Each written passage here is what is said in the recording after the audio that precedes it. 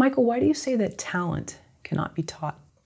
I think talent is something that people just have or they don't. Like if I had a script, a 6-page audition for a television show or a movie, and I gave it to 100 people randomly on the street, a certain number of them would be able to look at it, read it, and kind of make it responsive and somewhat real.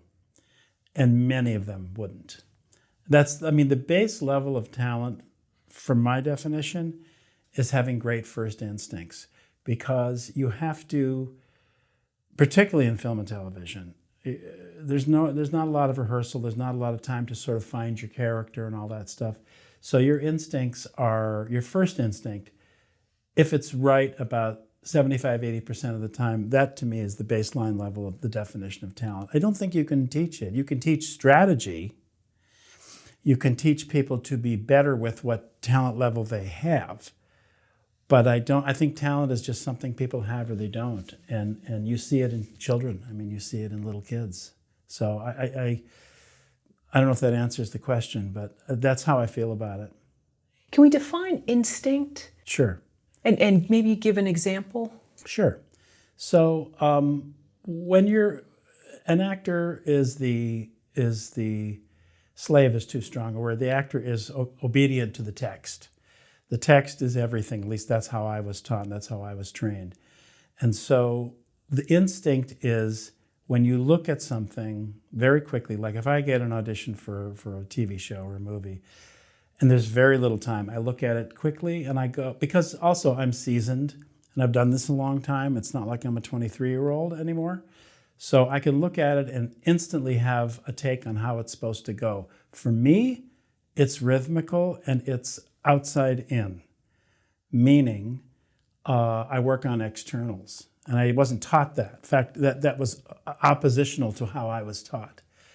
Inside meaning thinking about it, wondering about it, dredging up some old experience in your life to somehow illuminate it. I work with externals, and so it helps me when you talk about the instinct and having the idea to just look at something quickly. We call that, in the business, they call that a cold read. Like, here's a cold, can you cold read this? In other words, you just look at it and you read it and you have something, or you don't. That's talent and that's instinct, and I kind of don't think that can be taught. I think you either have that or you don't. Training helps that. I mean, when you have good foundational training, it helps that because you are in practice and you're getting better at being able to, you get better faster. Particularly in film and television, you have to get better faster. You have to find a way to short circuit and get to the results faster. So let's say, you know how they mention that certain people have more street smarts than others, or those in combat, certain people just kind of thrive in those situations. There's something innate in them. Is that similar to being on stage and working with another person in front of you? Yeah, I think that's actually a really good analogy. It's interesting. I had a woman in the very first class that I taught who was a friend of mine from the voiceover business, and she was not an actor. She was mostly a writer and a really interesting creative person. Highly creative, highly imaginative, funny, but not a trained actor. But she wanted to take this acting class. And she would come in every week with results from the work she was doing outside of class that were weird and interesting and fun and not typical actor stuff. It was off-center a little bit. And I finally said to her, I just want to know, because you really don't have the foundational training that a lot of people have. How do you arrive at that? What is your process? And she said, well, I just pretend that what's happening is happening to me. I went, okay, we can all go home now. That's the lesson. Because that, for film acting in particular, I come from the theater originally, but for film acting, it is a personal identity art form.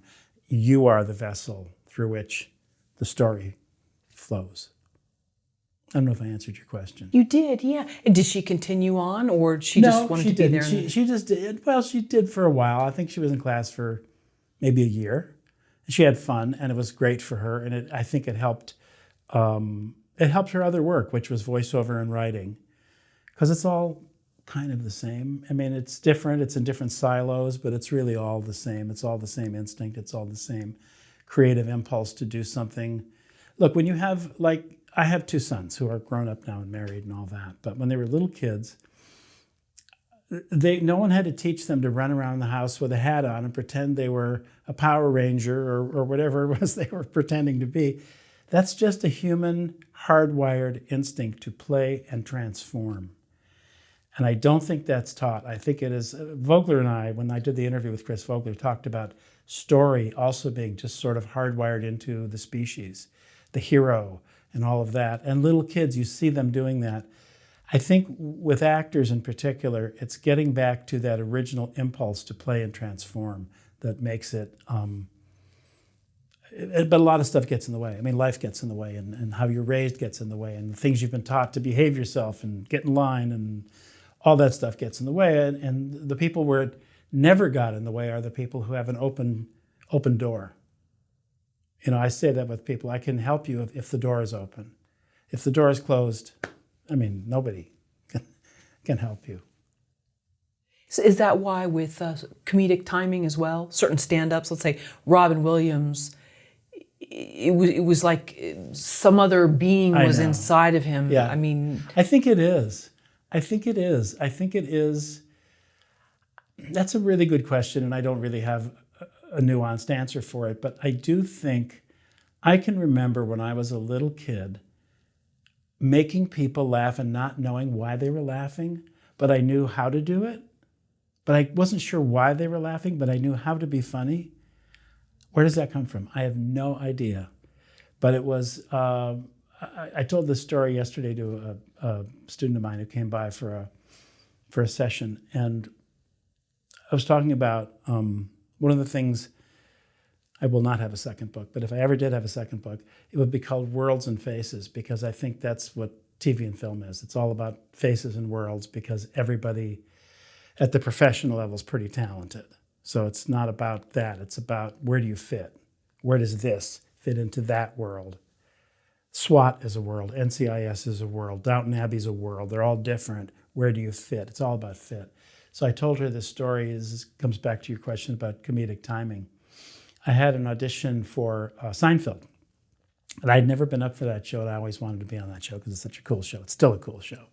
It's still very funny. And I had this line. First of all, I walked in the room, and Jerry Seinfeld was in the room, which kind of freaked me out. It was exciting, you know, because I love him. I still love him. I think he's brilliant. And I'm working for the New York Mets, and I'm trying to get George to get himself fired so he can come work for the Mets. And my first line is, and it's not, to me, it's not a funny line, but the first line is, George, the Mets need a new head of scouting, and we think that someone might be you. That's the line. It's not really a funny line. I said that line, and Seinfeld almost fell off the chair laughing. And I thought, what just happened here? That's interesting. Somehow I fit in that world. He thought that was funny for whatever reason. I don't know. I can't quantify it, but I think it's just genetic. When you talk about Robin Williams or any of these other brilliant comedic minds, I do think it is kind of just, you know, when you're a little kid, you become the class clown, you become the one who entertains everybody. And if you continue to be crazy enough, you become a stand-up comedian. And that scene is on your reel, correct? I think it is, yeah. It's very funny. You're at the diner. Yes, yeah, at the famous Love diner. it. Yes, Mm-hmm. yeah. We'll have a link to your reel down below. Cool. People Thank can you. look at it. Why do you say that desire cannot be taught? Desire for success is different than desire, I think. Desire to be great, to be an artist, to be outstanding at what you do is very different than the desire for success. And I think look, there are people who are just inordinately ambitious right out of the chute. They just are. I don't think it can be taught. I think I've always said this, and I think it's true. I can't teach talent, we talked about. I can't teach desire, but what I really teach well, I think, is a strategy for the scene you're working on right now, for the project that's a part of, for your career and for your life. If I don't want to get too life coachy about this, but it's kind of all the same. It's understanding that your innate talent and desire is just there or it's not. I mean, I have run across people who are very talented and don't have the fire in the belly to be successful. They don't care about it. They're not, they're perfectly willing to be just in the mix. I taught the first time I ever taught anything. This was at the Hawaii International Film Festival a long time ago. And it was a fantastic gig because you got to spend 2 weeks in Hawaii. And I taught a week-long workshop for actors. And there were a number of actors there who lived there and all that. And there was an older gentleman who was auditing. He wasn't part of the actual workshop, but we had people who were auditing and all that, just to sort of hang out and see it and observe it and all that. And at the end of the week, he came up to me with some questions. And he said, I was an actor. I said, oh yeah. I said, you were very familiar looking, so I probably have seen you. And yeah, he said, I was an actor and did some TV and a little bit of movies. And he was older and had retired. And he said, I just thought if I can just make a living at this. He said, and that's all I ever did, was just make a living at it. And I took that to mean, this is what he meant, that he never sets his sights high enough. He was just satisfied being in the mix, just satisfied being on set, just satisfied getting that call that he got a call back. He didn't aim high enough. And if you aim up here, you might get here. But if you aim here, you're going to get there. You're going to get, so that desire, I don't know where it comes from. I mean, a lot of it's cultural. Depends on what culture you're from and whether it's a minority culture or, like in my case, I'm Jewish, and it was just always imbued in us that you've got to be better than everybody because you're going to be judged harsher, in a more harsh way and all that. So I don't know, you learn on your daddy's knee, I guess. What if we take the flip side, and that is someone who is maybe not that talented, but is incredibly ambitious, whether it's cultural or they want to show those folks back in high school or whatever it is.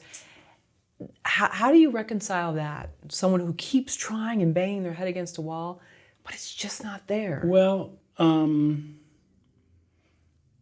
how do they reconcile that? I don't know. I do think that talent is a commodity. Everybody at the professional level is talented enough to be in, The Rookie or 911 or some of these kind of B- network shows. I don't mean to insult anybody, but they're not the same as the streaming shows. There's much higher quality. So they're talented enough. And there are people who are what I call like mono-talents. They do one thing, but they do it really well, and it's commoditized, and they become a go-to person for that one thing. And you've seen people, we've all seen people, you go, oh, it's that same guy, he's doing the same, he's the security guard who's always talking into this and whatever. A lot of it is, I don't really know. I mean, there are people who are there's an actor, I won't mention him because I won't mention him, but wildly ambitious. I mean, I have never in my life been around anybody where every breath of every day was in the furtherance of their ambitions. It was breathtaking. And this person succeeded greatly. Talented, absolutely talented, but I think that, it leads to it leads to kind of an unbalanced life when you are that way. And I don't think people who are that way can't really control that. That's just how they're wired. I think a lot of this comes down to how you're wired. I mean, I interview people frequently to be in our studio, and I don't take everybody because I don't want to and I don't need to. So I don't know any other way to do it. I just say, hey, let's meet, or now it's kind of on Zoom, like we meet on Zoom, and tell me what you're after, and let's see if we're rowing the boat in the same direction. And if we're not, you won't hurt my feelings. So the people I have, pardon me, in my circle of students and colleagues and clients are all people I've curated, let's say. And so I get, consistently I'll say, people will say, it's just an incredible group of people, just a remarkable group. I said, yeah, it is. Because I take the time to get to know them a little bit, and not everybody who wants in gets in exactly. So I forget the original question. What was your original question? About desire being taught, but I love what you're saying here, and that not everybody that comes in to audit the class or be part of your class is a fit.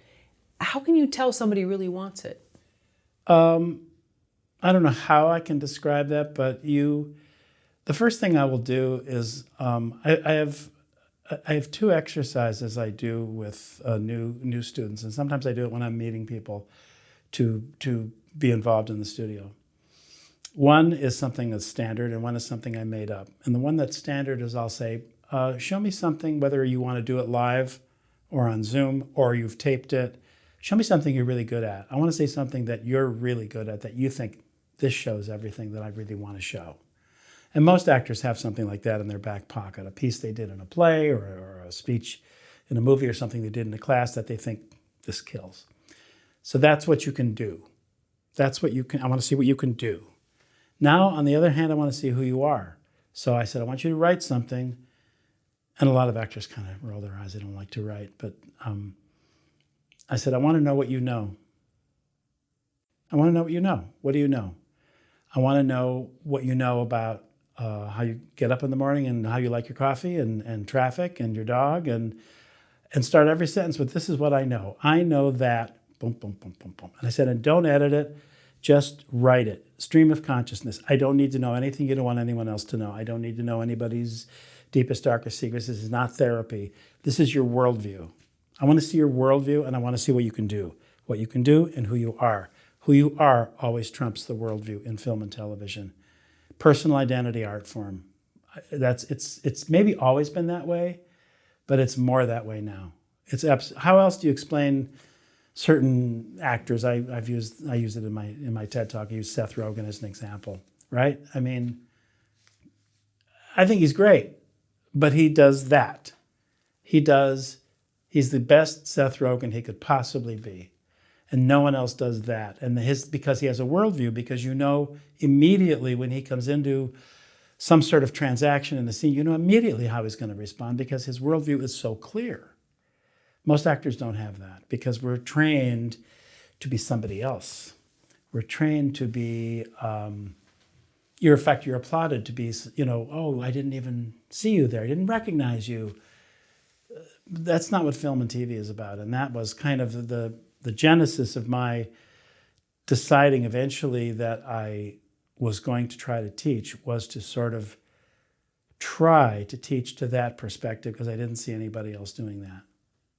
And so when someone comes in and they do the writing exercise of this is what I know I like my coffee with cinnamon. I know that I like to wake up and check Twitter. If they seem reluctant to do that exercise, do you see that maybe there's not a willingness? Yeah, sometimes. Or when we're back in person now. We were on Zoom for a couple of years, as I'm sure you know. And when we were in person before, it was like, first of all, you're coming in, you don't know anybody in this class. You're speaking about how you see the world around you in front of a room full of strangers out loud. That's risky. It's a little risky. That's why I say I don't want to know anything you don't want anyone else to know. I don't need to know. No one needs to know that. I just need to know how you see things, how you interact with the world around you. And so, yes, people will they're either like they pull back from it, or they're trying to be clever and it's not really clever, or they find themselves getting caught up in it and getting emotional. Because, and I'll often say, no, did you learn anything about yourself that you didn't know before you did that? And some of them say, yeah, that was really interesting. Because we know these things, but to actually write them out and speak them is different. And that's the only time I do that, and it's tricky. It is tricky, and there's a whole in all of training of artists, whether it's acting, music, there is a teacher-student relationship that's tricky. You know, the whole guru thing, which is very prominent, which I really abhor. So you have to be super careful, even more so today with our world today. You just have to be super careful that you're not leading them into territory they don't want to go into. And I make that very clear. And knock on wood, I've never really had anything that was like a train wreck with that exercise. What about when one thinks they know themselves, but then they are in a room of strangers with something quite innocent revealing about themselves, no deep, dark secret, and the room shows them they're not who they thought they were? Does that happen? That's not... I don't think it's ever happened like that. I used to also do an exercise, though, that might play into that idea. I would say, I haven't done this one for a long time. Somebody would walk up on stage, say their name, and I don't know, I would give them a sentence like, you know, hi, my name is Michael Laskin, I'm whatever. Give them something to say. And everybody would have to instantly write down 3 words. Like, what did you get from that blink of an eye thing? It's that blink of an eye thing that is so... We have that in life. I mean, somebody comes to my door to deliver something, or a friend or a relative. We have an immediate human reaction to that person. It's the same thing on screen. It's exactly the same thing on screen. So when I started acting, when I started acting on film and television, I didn't understand that at all, and I was not good. I was not good initially. I really wasn't. I mean, I had to learn that it's a different thing entirely. And that began my education toward what I'm trying to teach now. To show yourself, you have to know yourself? What does this mean?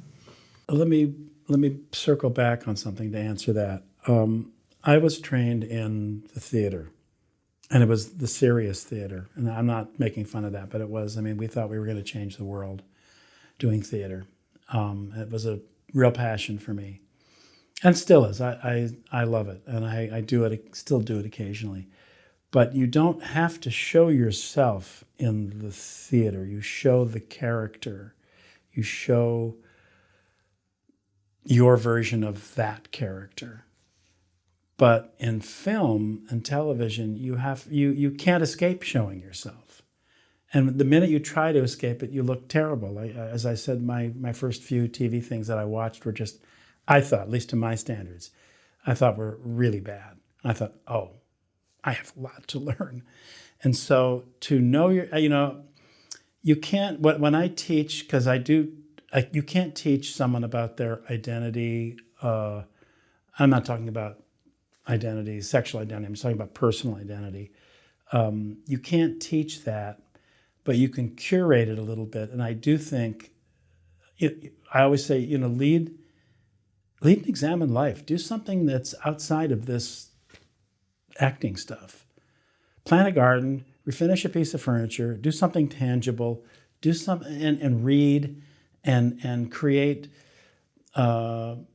heroes for yourself. I always say artistic heroes. They don't have to be actors, or they can be musicians, they can be visual artists. So to know yourself, I think when you get older, and I am older, I'm really old, I think it's a natural process. You get to know yourself better if you're open to that. Some people just aren't. Some people never know themselves. I'm not talking about those people, but the more enlightened, self-examined person, and you naturally get to the truth about you later in life. And as an actor, that it kind of becomes easier because you don't have to push it forward. You don't have to push it out. It's just there. It just lives with you. But when you're younger, you don't have any of that. You're trying to impress. You're trying to be something bigger, greater, grander.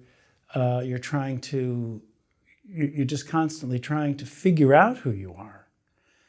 I mean, some people never know who they are. Some people know who they are the minute they're born. I mean, that there's a wide spectrum of that. But I do think particularly if we're talking about, and we are talking about acting and film acting in particular, I think you do have to know who you are. And it's again, hard to point to a finger to it, but there are certain people who have qualities, like we were just the other moment talking about Tom Cruise and Will Smith and people like that. Tom Cruise, who I happen to think is a really good actor, Right. kind of an unpopular opinion in some circles, but I think he's very talented. So do I, yeah. Who is he? I don't really know who he is, but I do know that he is dead certain about everything. He is certain, he harbors no doubt. And that's a really attractive trait. We all want to be like that. That's a classic hero trait. So whether he's really like that, I'm not sure, but he's awfully good at convincing me that he is. There's a certitude about what he does. And to me, that's kind of what makes a star. And there aren't too many stars left in the film world.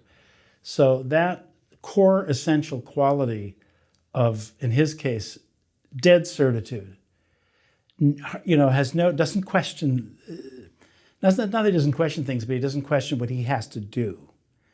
That's so attractive to watch. As you know, if you're into hero stories and heroic stuff. I don't know if you saw the latest Top Gun. Not yet. It's great. I mean, it is what it is. It's a thrill ride, but it's great. He's great in it, and he combines that with a very high level of skill. And so, yeah, I've never worked with him, don't know him. I know people who have worked with him who speak very highly of him in a work environment. So, I mean, but there's so few people like that, I think, because the system we have now, it's all about imperfection. He's about perfection. He presents a perfect version of himself in a way. We are much more interested in imperfection, I think, as viewers. We want to see kind of the dirty, messy stuff. We want to see the doubts. We want to see people having crises. And so the classic hero who has no doubt and who knows what he or she has to do is so rare today. But I think it's also like super attractive, and I think it's perennial. I just think it's great. And even other roles that he was in that weren't sort of the Top Gun Maverick roles, All the Right Moves, Risky Business. Mm-hmm. Still, he had something in him where you were just so drawn. The Firm. And at times he was being gaslit and then he figured out, okay, wait a minute. Exactly. And you went along on that ride with him. And yes, he does have this sort of unshakable, where you're like, man, I wish I could have that. Yeah, he's going to get it done. Right. Tom's going to get it done. And he has integrity, too. He has integrity in these roles. Like his character's always... Well, and let's not forget Les Grossman in Tropic Thunder. Have you seen Tropic Thunder? I haven't. That was a complete anomaly. He plays this insane studio executive named Les Grossman. It's crazy. And you go like, oh, you can do that. That's interesting. Right. I've heard of parts of the movie. Yeah. I'll have to go watch it. Not a movie you could make today in our politically correct climate. You could not make that movie today. Right. I've seen the trailer. Yeah. Right. What's the difference between an actor and an authentic actor? An authentic actor is using him or herself as the prism through which we see the character. Not unlike the story I told earlier about the woman who said, I just pretend that what's happening is happening to me. I interpret authenticity. Authenticness, is that a word? I don't even know. It is now. I just made it up. I interpret that as being something that is self-based. In other words, we want to know how you react to this situation. It's personal. It is personal to you. You're not representing you're not transforming, you're informing, if that makes sense. Transformative acting, the kind that Meryl Streep sometimes gets to do, and Daniel Day-Lewis and Anthony Hopkins, these are all incredible actors. Most actors don't get a chance to do that work because they just don't. There isn't that much of it, and it goes to those kind of folks. So we basically have to play a truthful, dynamic version of who we are to some extent, to a large extent most of the time. And that is, the more you can lean into who you are. Now it has to be mated, it has to be mated to a skill set that works, and that is professional and correct. And that's where I do see a lot today, a diminution in that, in sort of basic skill set. I have actors where I will say, I'm not actually understanding what you're saying. Like, it's not clear. It's not, vocally it's not clear. Do you know what that word means? No. Well, there's a dictionary, there's a thing called Google, look it up. I want you to be, there's no lack of reality and authenticity. There is a lack of imagination and curiosity. It's not rampant, but I see that. I see people who are incurious and don't want it. They just think, oh, if I just behave naturally, it'll be cool. It'll be like, no, that's not it. That's just the base level of realistic behavior is not acting. Realistic behavior is just behavior. Acting has a strategy. You have to figure out, the actor has to figure out where the scene's going. If the scene is an aria, what's the high note and why? Where does it change? What's the this is how I work with auditions, which I do a lot of. I do a lot of private audition coaching. And I've done thousands of these now, so I've figured it out and I've learned myself. You have to sometimes teach yourself, like, oh, I'm not doing that. I have to figure out how to do that. But like with an audition, you get whatever you get. You get 6 or 8 pages, 2 or 3 scenes, whatever, and no time to really work on it. These are standard things, but they may not be standard to you or your listeners. I say, what's the moment before? What just happened before this scene? How does that inform how it starts? So it has to have a dynamic beginning. It has to be in the flow of what just happened. You may not have the screenplay. You may not even know that. So you have to kind of make it up and figure out what's the tone of this piece? What's the genre of this piece? What makes sense? What could be the moment before this happens? Then where does the scene change? And why? And how do you mark that? So those are all like strategy things that you have to be well trained to understand. And most people are, but I do get some people that are just, they don't get that. Or, I did a perfect example of this is I did a guest star a couple of years ago on Big Little Lies, which was a fantastic show. And because it was a David Kelly show, who's one of the elite writer creators in television, Ally McBeal and all kinds of the shows. I know, I worked on a lot of Stephen Bochco shows back in the day, and you don't change a syllable. You don't change. You could have the greatest take in the world. If one word is off, they don't print it. Got to do it again. So same thing I thought with David Kelly, and who I had worked for, but a long time previous. So I was encouraged that the director, this wonderful British woman named Andrea Arnold, who directed the season that I was in, she really wanted, the first AD, this woman who was the first assistant director said, now just on my first day on the set, said, I just want you to know that Andrea doesn't say action and she doesn't say cut. I said, oh, well, what does she say?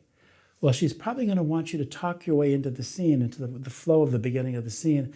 And when she feels you're in the right place where the scene begins, she'll probably say something like, okay, off you go, which is exactly what she did. It was so liberating because usually it's like action and everyone like tenses up, and it was a fantastic way to work. And so I stole that from her in a way.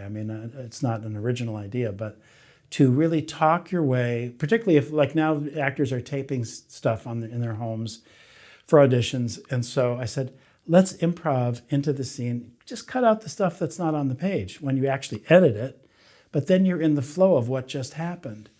And that's really, screen acting is so different because you're playing little pieces of a pie. You have a big pie with all these pieces, and you're playing this little piece, and this little piece, and this little piece, and they're out of sequence.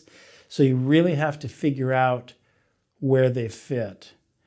And the other thing that I do that, I don't, it's my idea, I don't know if it's an original idea. I say, title each, if you get 2 or 3 scenes, title each scene. Like each scene as if it's a movie, as if it's a book. Give it a title. You can't play the title, but it puts it in context. We have to understand the story. When you're working on stage, you're doing the whole story every night from beginning to middle to end. When you're working on film, you're doing a little tiny piece of the story here and a little tiny piece of the story there. So you do have to understand the story. What is the story that you're telling? What is the story about? And it's frankly much harder. I mean, it's way harder. It's not an instinctive thing. It's something you do have to learn and you have to practice and get better at. And you're doing different angles of it. Let's do the take from this side. And yeah, it's quite, I have always found it to be harder. Acting on stage, for me anyway, is easy. It's scary, but it's easy because once the lights come up, I'm in control of the evening. I'm in control of what I have to do. I know where this has to go. And I have a working technique. You develop a technique on stage that you develop a different kind of technique for film. But the purpose of having a reliable technique is it establishes a level below which your work doesn't go. So it's a baseline level of that. And so when I started in film, and I have referenced a couple of times now how awful I thought I was at the beginning, it's because I was trying to take the stage technique and somehow make that work. It doesn't work.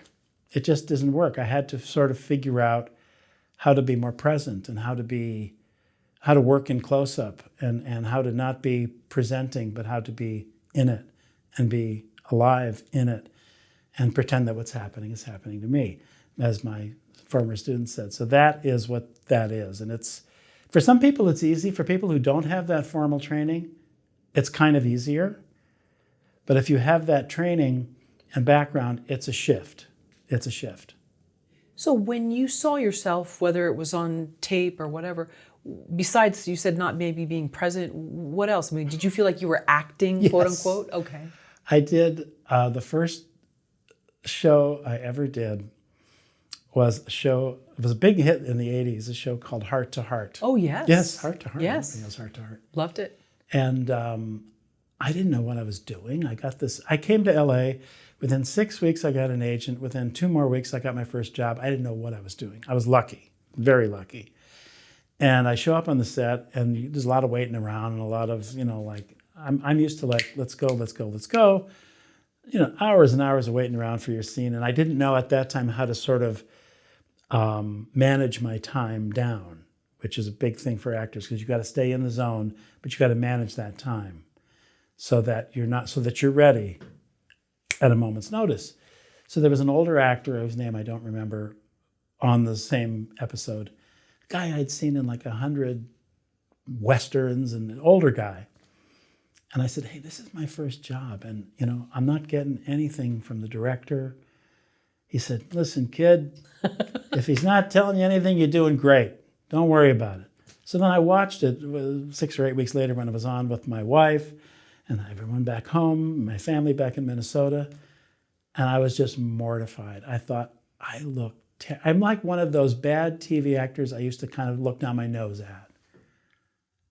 And that was like a big aha moment. And I was really motivated by vanity. I don't want to be that bad again. I got to be better than that. It was like vanity. We all have that. And so I went, no, and so I don't know how it happened, but I do kind of know how I found that the first time. I was working on a show with the great actor, the late, great Jack Warden, who, you kids at home, look him up. He was an amazing actor. Warden. Correct. Right. Uh-huh. And Jack was just, I was recurring on the show, and I just wanted to hang around him because I thought he was such a great. Sure. We never talked about acting. He talked about baseball and sports, and he was a great guy. And he was mentoring me without knowing he was mentoring me. And I was sitting in my chair. He was sitting in his chair. The set's over here. They just shot his close-up. We're talking about baseball, the weather, something.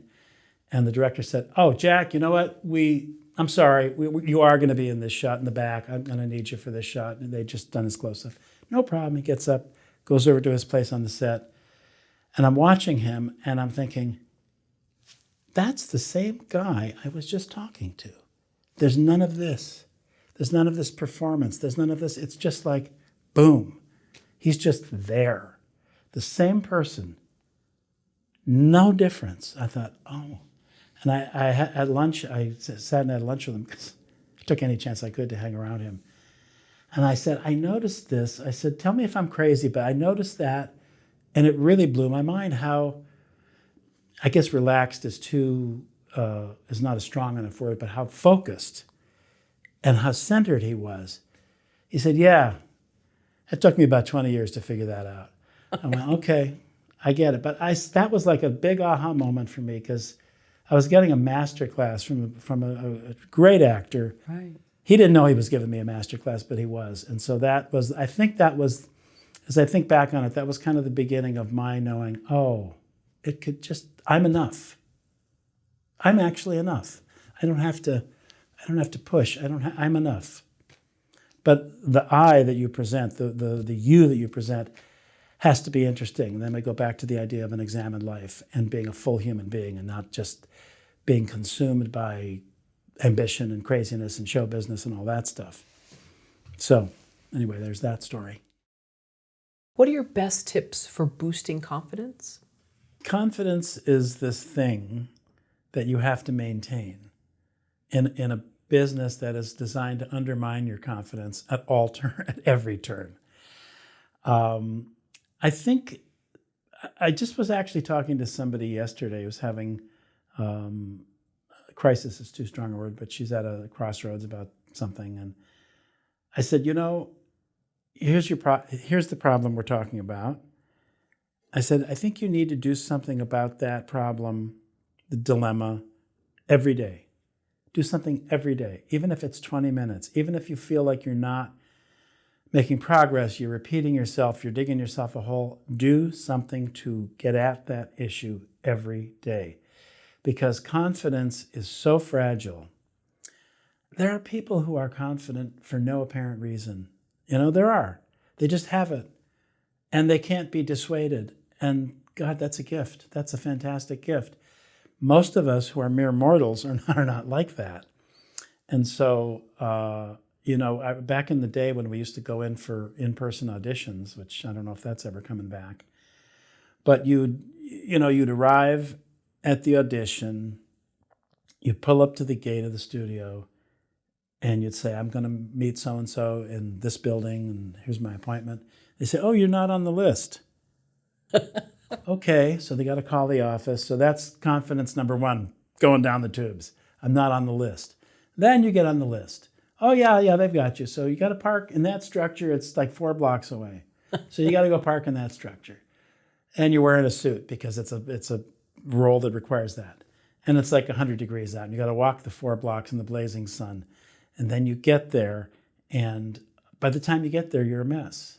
It is designed, it's like a minefield to undermine your confidence. And so I'll tell you the best story that ever happened to me, and it has to do with this issue. I was getting out of the shower one morning. I get a call from my agent, and they said, can you be in Century City at 10 o'clock? And it was, or whenever it was, I literally just stepped out of the shower, and I live in the Valley, I live in Studio City. It's rush hour in the morning. He said, it's a movie. Somebody must have fallen out. You're next on the list. I don't even know what it is. Just go. There'll be sides for you there to look at. So I'm like getting ready. I'm getting in the car, and I'm trying to get through traffic and park and talk about confidence. I don't know what's going on, right? So I get there. I see my sides. I look at them. I read through it once, and the casting director says, Michael, are you ready? I went, sure. I just said yes. I think that's a big part of confidence. I just said, yes, I'm ready. I wasn't ready. I wasn't even remotely ready. But I said yes. So I went into this room, and again, another big room. I didn't know anything about this project. First person I see is Robert Duvall. Oh, wow. Yeah. So I was like, okay, this is What is this? I don't even know what this is. I have this long scene. And in those days, they didn't expect you to be off book. You could still have the script with you. Now everyone has to be, off book, letter perfect, and all that stuff. But I had the script, and I literally had just gotten it. So I get to the end. It's very quiet in the room. And the director, whose name was Billy Graham, by the way. Oh. William Graham, a fantastic guy. He looked at me and said, "That was perfect." I said, "Really?" I said, "That's not a word we hear too often in rooms like this." He said, "No, that was perfect." "Great." I said, "Well, okay, thanks, guys." And I left. I'm thinking, what the heck just happened? I didn't have time to have my confidence shaken. I just had to get it done. I said yes, and I did it, and the instincts we talked about earlier just kicked in. I had a take on it. Oh, but the other thing was, it was an Israeli character, so I had to have an accent. Happened to be that my kids at the time, when they were young, had an Israeli nanny, and so I was very familiar with and I'm good with accents. I was very familiar with it, so I did it, and they called back, I don't know, a week or so later. "They want to have you back." If I call back, and I'm thinking, oh man, if I go back, I'm going to probably blow it. So no, I'm not going to go back. I was a crazy decision. I said to my agent, make up something, lie, say I'm working. I'm available for the job, but not for the callback. I don't know what possessed me. And I got it. It was a job. It was a Showtime movie with Robert Duvall. We shot in South America. It was an incredible project. Movie wasn't that great, but it was a great experience, and working with him was a great experience. But it was that level of not knowing enough to be scared, to be frightened, to let it get in your head. We all get in our heads. Actors get it, but people do. Human beings do. So actors will get in their heads about something, and we feel we have to be perfect. We have to be. I'm working with somebody now who's kind of new at this, but she's really extraordinary, and I've had to sort of cure her of being a perfectionist. I said, I'm not interested if you missed that one word. It doesn't matter. If the take is great, if you like it, if we like it, that's what we're going to go with. And so once you free yourself of perfectionism, I think that opens the door for a little bit more confidence. When I've worked with a lot of people who are dancers and athletes in particular, who are fantastically good for acting because they are disciplined. They know they have to have training. They know they have to know what they're doing. They can't just wing it and just, I'm feeling it this way. They actually know that they need coaching and all that stuff. And so, but they are perfectionists. Dancers and athletes are perfectionists when they transition into acting. And so it's just getting them confident enough to know that they can be imperfect and it's cool. Sometimes when an actor drops a line, like right now, you go, oh, what just happened? That's interesting. Sometimes when you think, oh, what's my line? What's my line? What's my next line? But you've had a pause, it lets us in. We go, oh, what's going on? That's cool. So I do think confidence is directly related to a sense of perfectionism. And if you have to be perfect, your confidence is going to be undermined at all times. If you accept the fact that imperfection, as long as it shows fidelity to the story, to the script, and to your character, is fine, it's much easier.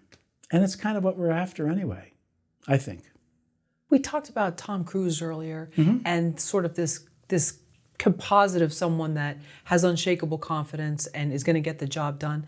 But then you think about a character like a Paul Giamatti or Ileana Douglas, who they show in facial expressions, like a little bit of doubt, and then we like them even more. Of course, yeah. Because they're like, oh, I see me in that character. Exactly, yeah. I mean, Paul Giamatti is a great example because he's just got that face. He's got that face that is and the voice, and he's very good. He's very, very good. But as I said earlier, I do think that faces and worlds, I was telling this young woman yesterday who I'm working with, who's got some confidence issues. I said, you know, if you think about it that way, like what world do you fit in? You don't fit in every world. I don't fit in every world. What world do you fit in? And you didn't get that role because there's a lot of reasons you don't get a role. Maybe you didn't do a good audition. Maybe your agent isn't significant enough to really fight for you. Maybe you're too old for that character because he or she has to be matched to another person who's a little too young, a little young. There's all kinds of reasons. And most of them are optical. Most of them are like how you look. And so, again, we get back to that blink of an eye thing. So particularly with self-tapes now, I say, you know, you have to somehow be there, present, and right at the first frame. Absolutely, the first 10 seconds are the most important. I had a woman who is I won't name her, but she's a very significant casting person, head of casting at a network, who came to my class. She was great. And somebody asked, and so like if there's a lead role in a television series, I don't know how many people are submitted. It's thousands, probably. And then they get down, they winnow it down, and then maybe she sees the last 50 that have gotten through the callback process. Maybe it's even a smaller number than that, I don't know. And somebody asked, how do you, what's the process after that? And she literally took out her phone, she went,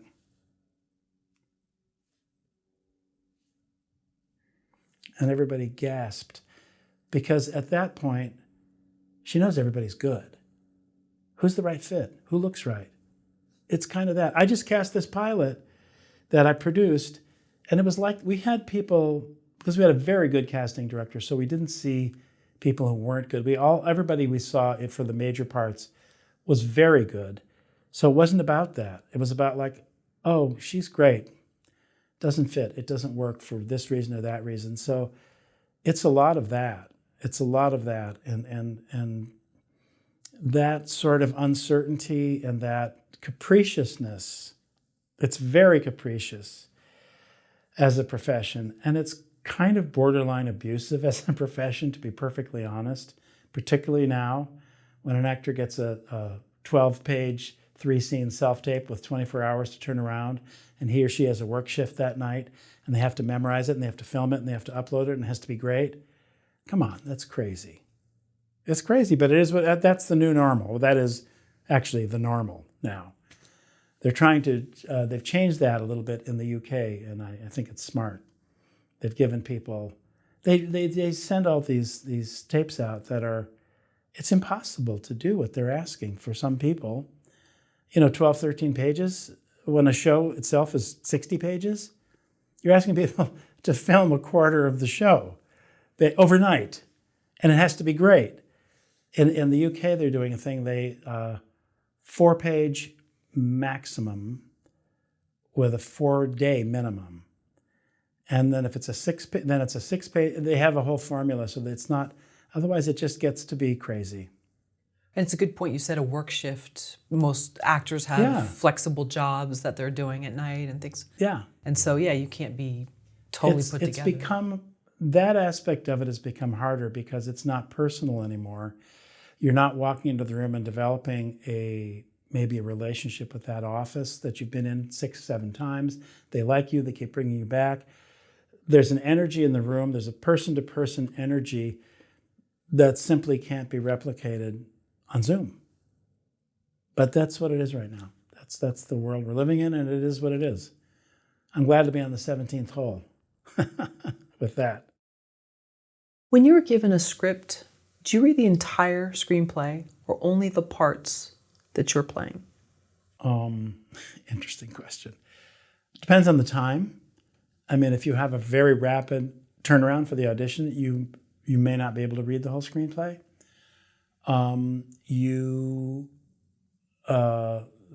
There's an old actor expression where they go, I won't say the swear word because BS, BS, BS, my line, BS, BS, BS, my line.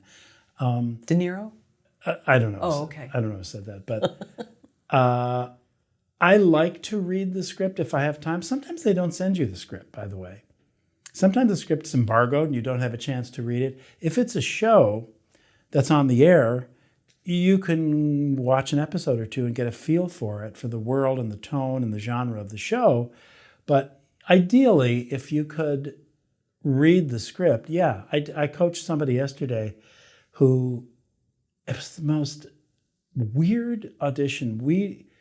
She comes to me to help explain this stuff, and I said, I'm lost with you. And they didn't send her the script. I said, so we just have to do a little educated guessing because I don't really know what this scene here means exactly in the larger tapestry of the story. So, but yeah, in an ideal world, if you have the time and they give you the script, if it's a movie, they usually give you the script. If it's an episodic television show, you generally get just your sides, your scenes, and you have the opportunity to watch an episode or two if you have time to do that. That helps a lot.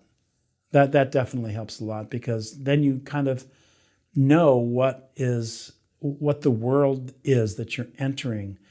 I did a thing, this is such an embarrassing story, but I'll tell it because I was a snob at one point. I booked a guest star on Melrose Place, the original Melrose Place. I'd never watched the show.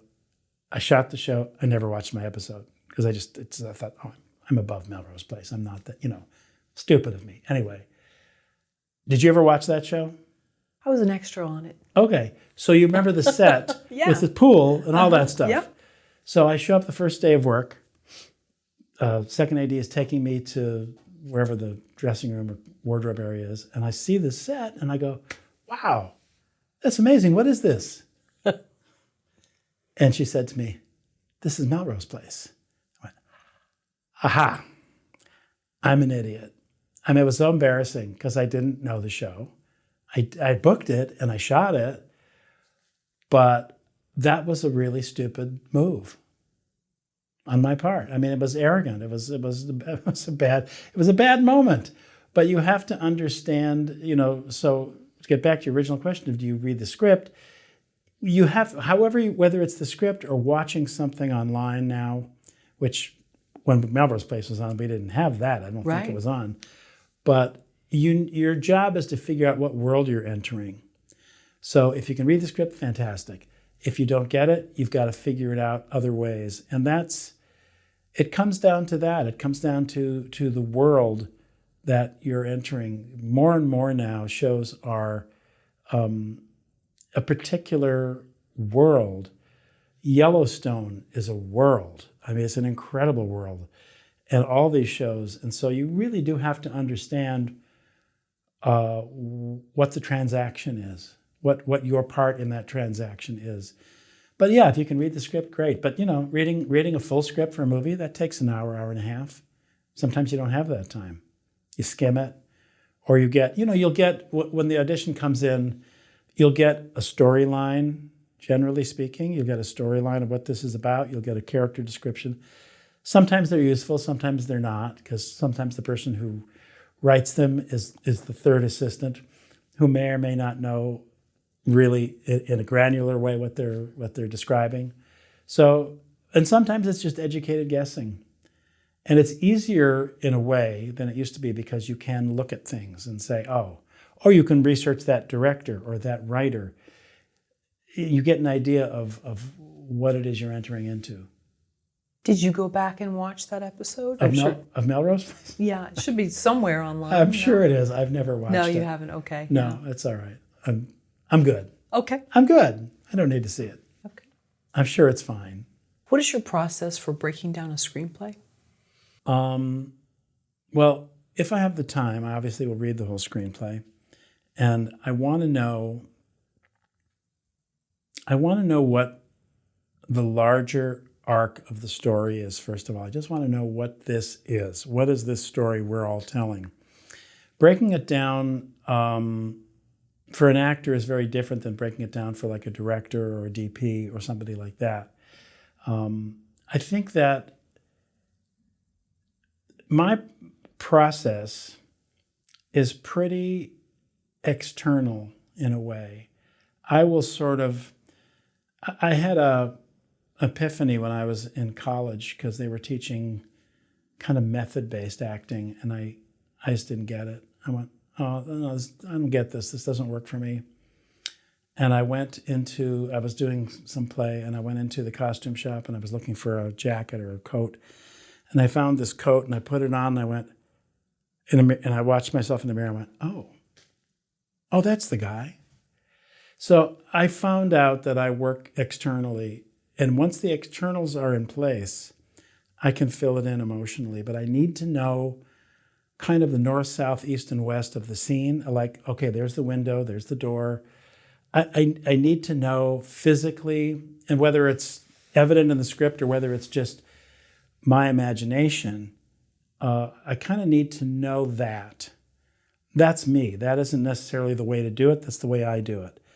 I think everybody has a different technique. I think all roads lead to Rome. You just got to get to Rome. And everybody's different.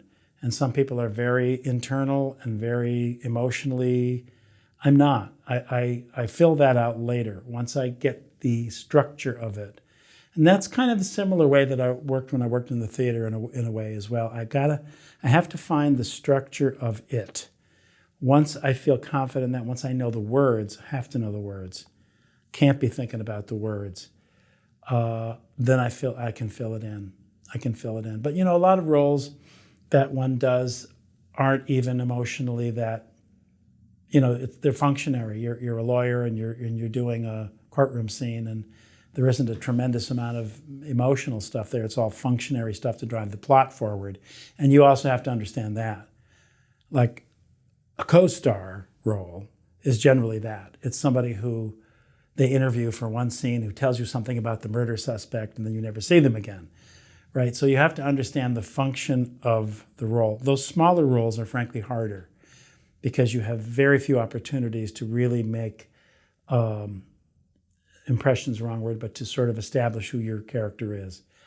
And it's usually just, if it's all about casting. If I'm well cast, it makes perfect sense, and it's real easy for me to break it down and figure out where I have to be. I did a movie in 2021. The audition was entirely improv. They said, these are the characters you're dealing with. This is your wife. This is your nephew. And it was a kind of a really good film. It came out just great. Just won a big award up at Cinequest. But there was very little on the page. Very little on the page. It was like, it's about a family. It's about a death in the family. It's about problems relating to money and finances and all that stuff. And it's a Jewish family, and there's like aunts and uncles, and they're like the Jewish Greek chorus. So they're kind of everywhere. They're in every scene, but there wasn't really a lot on the page. So how do you break that down? You kind of don't break that down. You're cast to be like, oh, he or she is the right person for that. Oh, you're playing my wife? Perfect. That looks great. It makes sense, chemistry-wise. But there was no way I could break that down because, there were 2 or 3 scenes, but we were in many, many more scenes than that. And we added dialogue that wasn't there as well. So that's a whole different thing. I mean, the improv thing, I'm not trained in improv, but I like doing it as an exercise. It's fun and it's freeing. And it was fun to do an audition that way because I didn't have to memorize it. But how could I break down that script? I really couldn't. I just had to show up as that guy, and also trust that, trust is the name of the movie, by the way, and trust that what you have is right, and you feed off of the other people in that case in particular, because it really was this 6-person ensemble of relatives who were in every scene and making everybody's life a little crazy. So the only danger with that is like padding it too much, trying to make more of it than it is. You got to be careful about that. We had one actor who shall remain nameless who was problematic that way, but it's understanding the world. It's understanding, and how you break it down it's different for every project, I guess, is the way I would understand that. If it's 2 or 3 strong scenes where you have a definite thing to do, you're the prosecuting attorney, you're the social worker, you're the doctor. Those are kind of functionary scenes that do carry an emotional weight if it's a good script. So I'm very word oriented. I mean, that's the other thing. I'm extremely word oriented. I believe in literally being forensic with the words, like, okay, and I will use this as a teaching technique. What's the most important word in that sentence and why? And there's usually a reason. And it's like figuring out where that lives. I mean, it's really important to be, I mean, that was something that was really imbued in me from working in the theater for many, many years, is the text is everything. And in the theater, you can't change a thing. You cannot change a word. So you have to work with what you have. If the text isn't great, you find a way to make it great. That's your job, is to make it better than it is. That's the actor's job, is to make bad writing be better than it appears to be. I mean, sometimes I coached an audition the other day, and when we were done with this, young woman did a great job. I said, it's better than they deserve. You did a great job. Because sometimes that's what it is. So if we were to take the line, I need to talk to you, Michael. And you did that very well, by the way. Oh, thank you. Let's say I'm your boss. Yes. And I've discovered that you're playing online poker. We've had the IT company come in. This is a great scene. I love this. And so it's a sensitive issue, and we don't want the other coworkers to know about it, but we want to keep you because we like you, but we think maybe he has a gambling problem. So what would be the forensics of that sentence? It's a very simple sentence. Of I need to talk to you? Mm-hmm. If I'm playing that part? Either I'm the employee giving or or you're receiving? the employee. Okay. Yeah, right. So it's what I call a change moment. That's a change moment in a scene. Blah, blah, blah, blah, blah. Oh, by the way, I need to talk to you. Okay. Okay, can we have? Sure. So it's identifying change moments. Every time there's a change, and there are, even bad writing has change moments in it. Okay, so like if you're watching television, if you got television on in the background and it's some local news broadcast and some person had something horrible happen to one of their children, or you're hearing the newscaster, he's got the microphone and he's interviewing somebody and there's been something terrible happen, and then all of a sudden it goes quiet. And you go, what? And that person's crying, let's say, or whatever. That silence, this is the one thing, particularly theater actors have, I won't say have an issue with, I can't generalize, but we feel like we have to get to the next thing. We have to get to the next thing. And I'll just say, find a place in there to just be quiet so that you let us in. As soon as you're quiet, and it has to be earned, in the scene, but if you said to me, what is the line? We have to talk. What is the line you just gave me? I need to talk to you, Michael. Okay. What is that about? Do you want to come in my office? Yeah. I'll be right back. Right. So you fill it with pauses. You fill it with thinking. I used to do an exercise called thinking on film, where basically I would say 30 seconds. I don't want you to say one word. I want you to have an idea. I want you to have something that just happened to you. It's either good or it's bad. You got a phone call that somebody just broke up with you. Whatever it is, I don't need to know what it is. You have a narrative in your head. You are allowed one physical gesture and no words for 30 seconds. Go. And it's fascinating because people know. They may not know exactly what's happening, but they kind of know. And I said, don't overdo it. Don't pretend to be sad. It's just here. It's just in your face and in your eyes and in your thinking. So I call it thinking on film. And you can think on film, and that's the beauty. You can, once you get to that point as a practitioner of film and TV acting, when you can just think something and it's there, that's magic. I mean, because I'm word oriented because that's how I was trained. But sometimes you have to leave that behind and just be moment oriented, be quiet for a second and let people in. So when you said about these functional roles, that you're not playing necessarily Pacino in a courtroom scene. You might just be a corporate attorney who's confirming dates or something, and it's not where you're going to be over the top stealing the show. Right. And so people think maybe that that's what their function is, or? Well, the role has a function within the story, And that's generally on a role like that, pardon me, it's generally pretty clear what it is. There's generally not a lot of subtext unless there's something else going on. But if it's just a functionary thing, like legal stuff, I've done a lot of legal stuff. And yes, I'm not a lawyer, but I play one on TV. It's kind of easy because it's procedural, and the magic of it is that you just do it as you just do it. So whatever, your neutral is not neutral. My neutral is not neutral. No one's neutral is neutral. You come in with some core thing about who you are that kind of plays through everything. So even if you're doing a functionary role, a role that's just talking about some legal thing, whoever it is you are, and again, as I said before, this gets more complex and more interesting as you get older and you kind of are more at home with who you are, that just is there.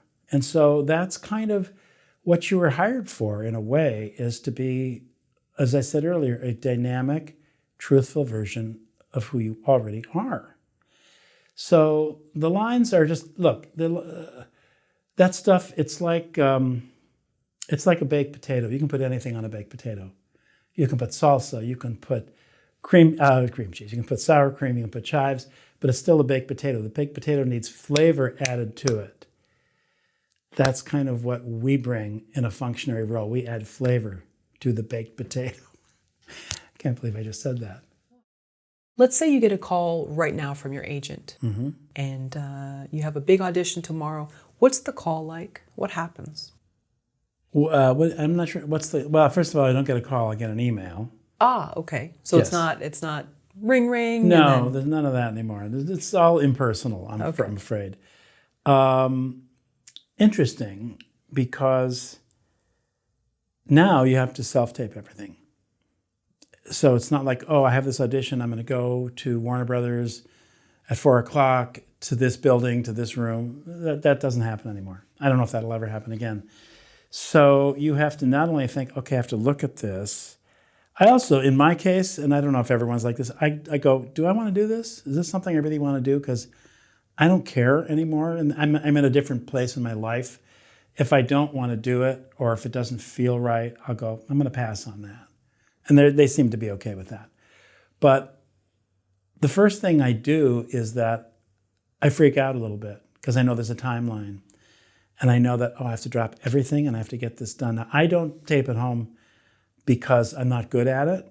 And I hire that out. I have a guy I go to, I pay him whatever it is, $40, $50. He does it, it's great, and I don't have to worry about that, because that would drive me crazy. I'm not really good at that. So then I just really have to think about, what is this? How do I do this? How do I get off book for this? The timelines, as I said earlier, are very short. So I really have to decide whether I want to do it. When I was producing the pilot I produced this summer, I'm on set. We're out in San Dimas. It's like 105 degrees, so hot. And I get an email with a 14-page audition that was due the next day. I just said two things. I said, first of all, thank you. Second of all, can't be done because I'm producing this thing and I'm on set. And lastly, I'm not sure 14 pages can be done in 24 hours anyway, but it won't be a problem because I can't do this one. So it's different. Everybody's, the audition is the job. That is the job. And that's the way I try to teach actors to look at it. You have a job, it's this audition, you have to get it filmed, you have to turn it in, that's the job. Now that job may continue. You may get a call and say, oh, then you may get a chance to earn some money doing that job. But the audition is the job. And it's, there's not a lot of room for error, I'm afraid. I mean, it's so, I think because now I don't know if casting directors will get angry with me, but it's the only people who's not tired of Zoom are the casting people. So if they were going to see 30 people in their office on a Wednesday, well, they don't need that extra room. They might not need that extra assistant because they're going to see more than 30 people because they just send out these tapes. And I don't know if they watch all of them.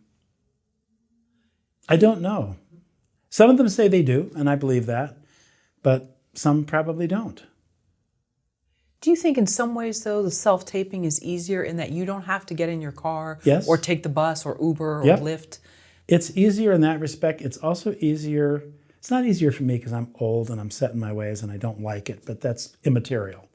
It's easier for the digital natives, the young people who never knew a life without a phone or a camera, and are really skilled at it, many of them very skilled. It's kind of easier for them because they can do the audition until they get it the way they want it. In the old days, you'd walk into the room and you might not, your first take might not be good, and that may be all you get. Thank you for coming in. And you walk out and you do your best job in the car on the way home. So yes, that aspect of it is in some ways an improvement. But what's missing is the human element. You don't meet people. It's all on that little box. Then you're also not dealing with a sea of agendas and energies around you. True. Yeah. I mean, I think it's generational. People my age, I don't particularly like it. I do it, and I do a good job with it, and I understand how it has to be done. And but you also you send it off into the ether, and you generally hear nothing. And so you don't even get an attaboy or a good, you know, not that we all need a pat on the back, but sometimes like when you go in and you meet someone in person and you do a really good job with your audition, you may not get that role, but you may get something from that office because they liked you. If they didn't even see they may watch all the tapes, but they maybe only watch 30 seconds and go, no, wrong person, wrong whatever. So I don't know. I'd actually like to know. I'd like to be a fly on the wall of some of those offices and see what they do. And so I know because we hired a very good casting director for the pilot we did, and they did an incredible job. But they're also one of the better, they've been around a long time, and they're one of the better casting offices. So I think it's like anything. There's the cream, and then there's everything else. What do you think of people posting their audition tape online as part of their social media? I don't like it. Did you think it breaks sort of a code? That's an interesting question.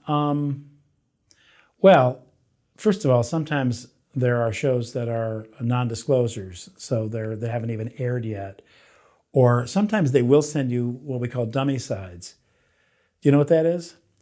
I don't, but... So dummy sides will be like you're auditioning for this character, and they'll say, this isn't really the script, but it's sides that are like that character, and you have no choice but to just play what you're given, you know. But people post way too much online about everything, but I don't know. That's a really good question. Everyone, a lot of people just want to be seen and want to present their best life in that way, and I don't know. I don't probably think it's a good idea. Particularly if, I know people who do that a lot, actually, now that I think of it. I would never do that.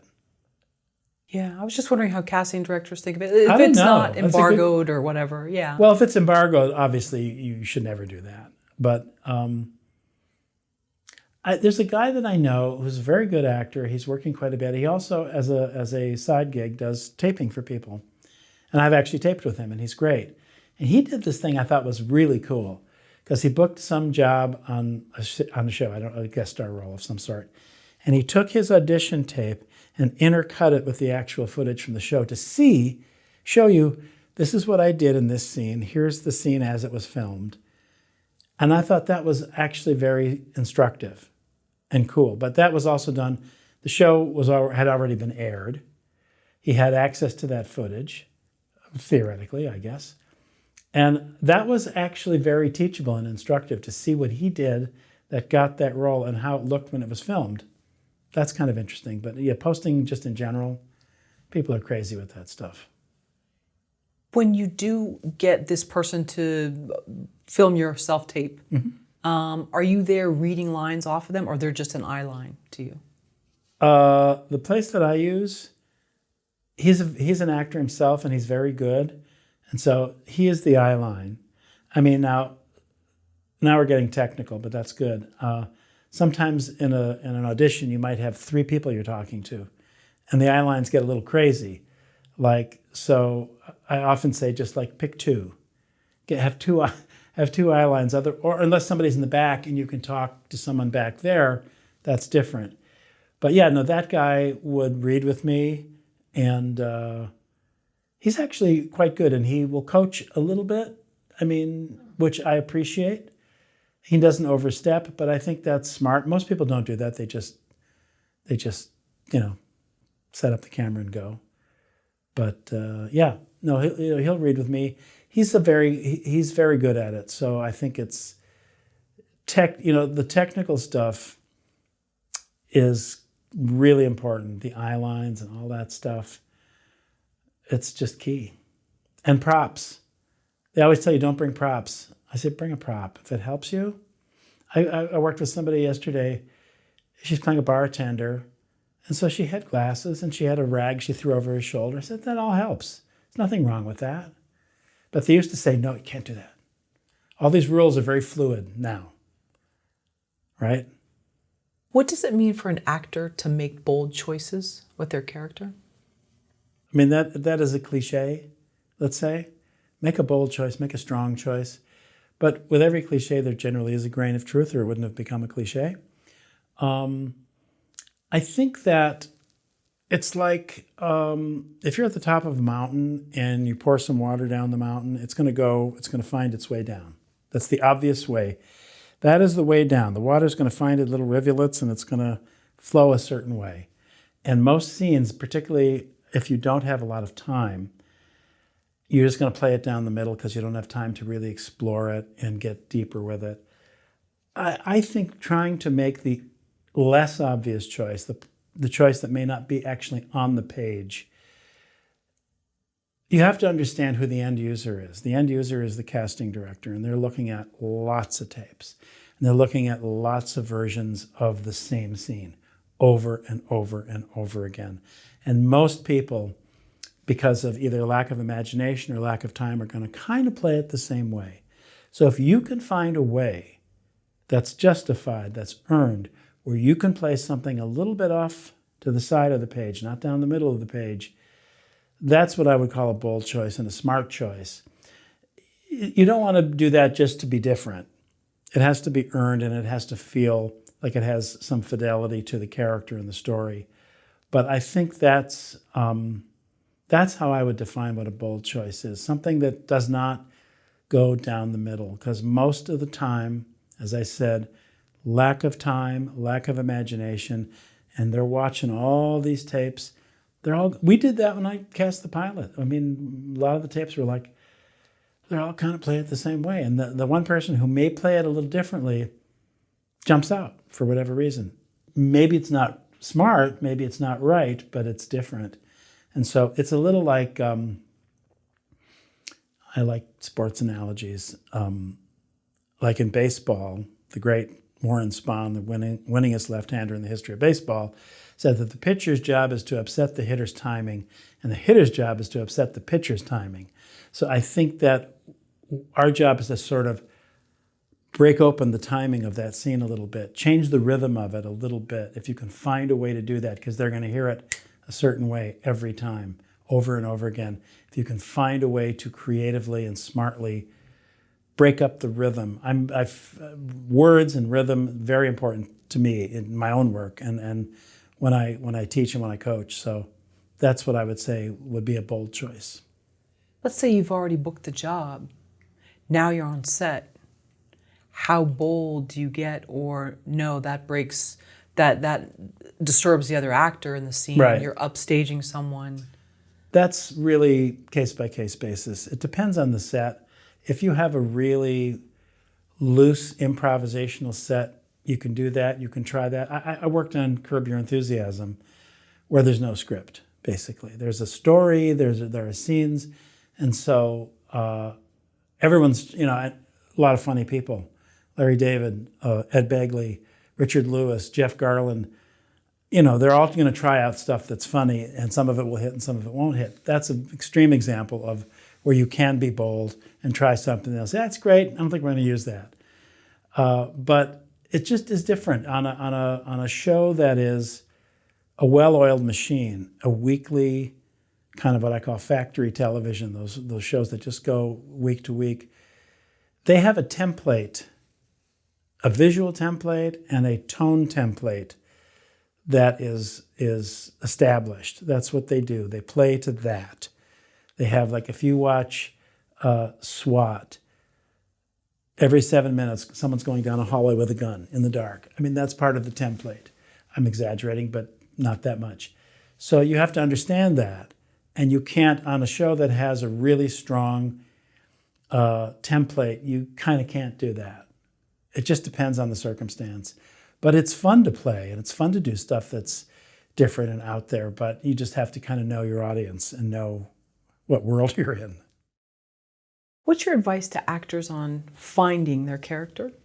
Finding their character within a certain script or within who they present as the full person of who they are? The latter. The latter, okay.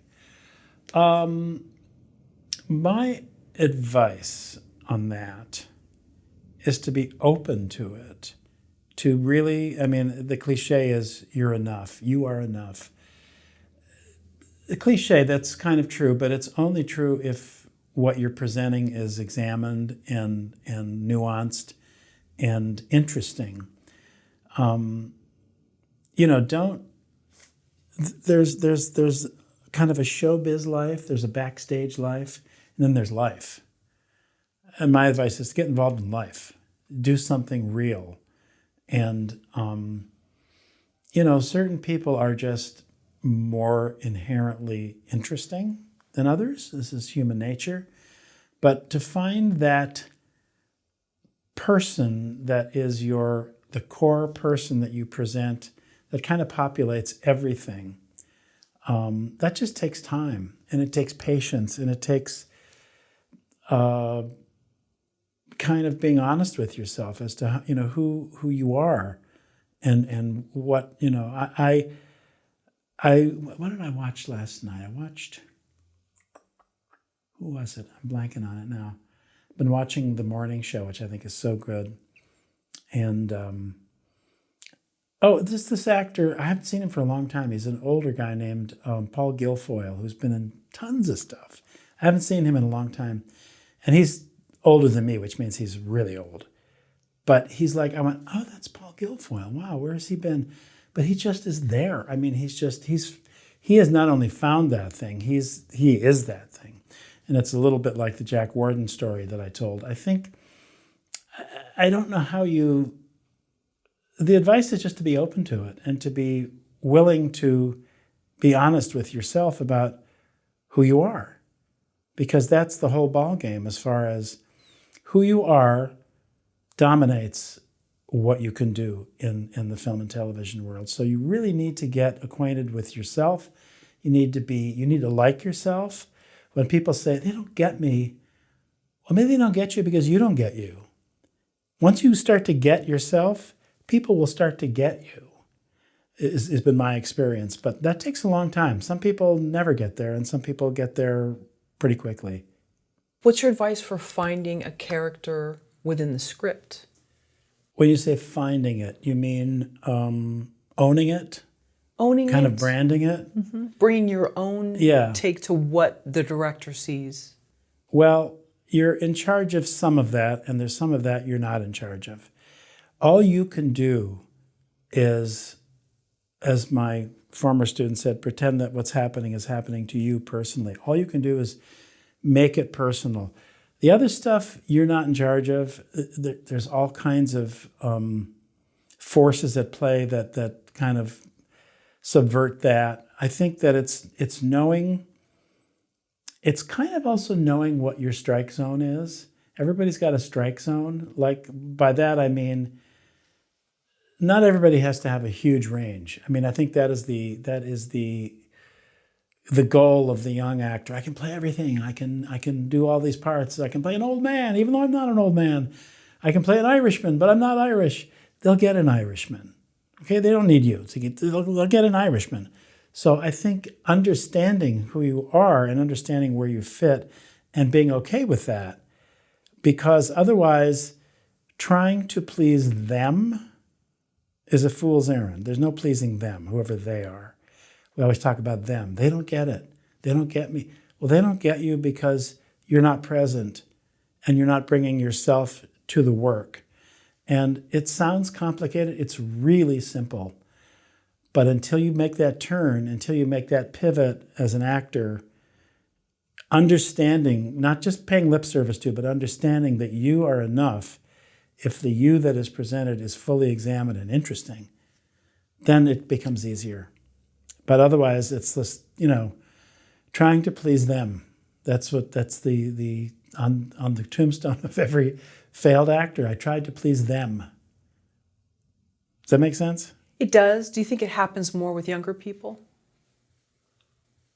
Yes and no. I mean, it happens. Younger people, some of them just are moving on instinct totally. They don't even understand the subtlety of that question.